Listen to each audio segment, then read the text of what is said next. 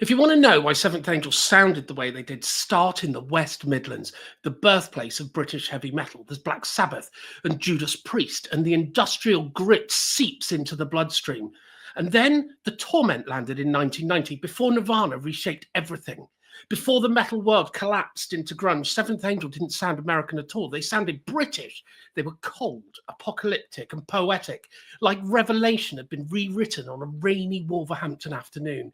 And crucially, there was still this remnant of the Judeo-Christian worldview in the culture, the moral imagination that made metal the perfect place to talk about good, evil, hope, and judgment. And then Seventh Angel did something genius. They brought in Rodney Matthews, a man who doesn't just paint pictures, he summons worlds. Christian metal in 1990 did not come to play. Tormented Forever opens The Torment with a warning.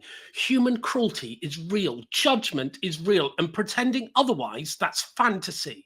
It's Revelation rewritten for late 80s Britain. Injustice, violence, the ache of things to be made right. And Seventh Angel say, torment isn't God throwing lightning.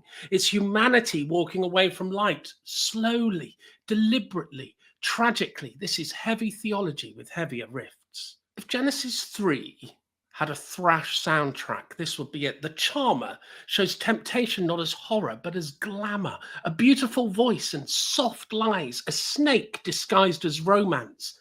Hold my hand, forbidden lands, behold your queen. The point? Sin feels lovely before it feels lethal. And the Charmer, he always steps back when you fall.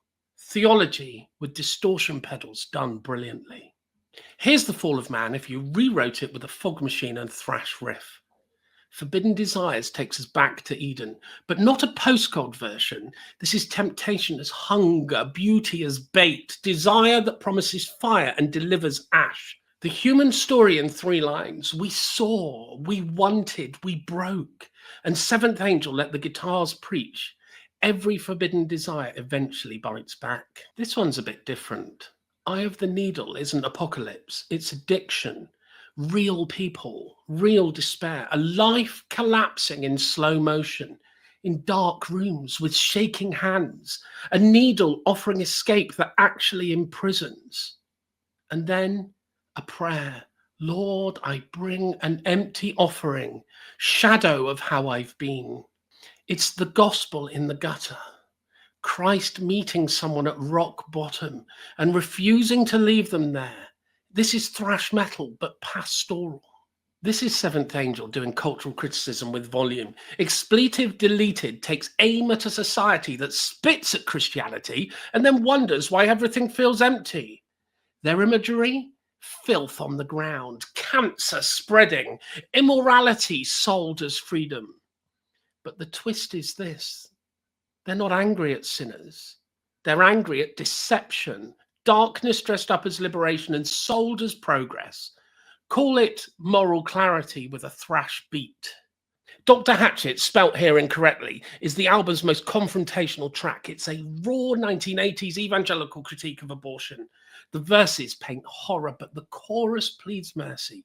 Because Seventh Angel do something unusual. They accuse the violence, not the person. They say even he, the doctor, is not beyond forgiveness because of the risen sun. It's provocative, yes, but also a picture of grace breaking into impossible places. This one feels like smuggled literature from a persecuted church. Locked Up in Chains tells the story of someone in prison for preaching Christ. No glamour, no heroics, just tired bones and a hurting mind and a quiet prayer. If I die, I know he's waiting for me. It's a hymn of endurance, faith under pressure, hope that sings even in a cell. This is British thrash doing martyrdom theology. Katie is the album's heart, a child born into pain, fighting life before she even knows what life is. Her mother weeps and her father breaks, and the band zoom in on the moment Christ steps in. Not with easy answers, but with healing strong enough to rebuild a shattered life. His blood, my body, restored. This song is tender, unexpected, and a little miracle inside a metal album. This album ends with a whisper.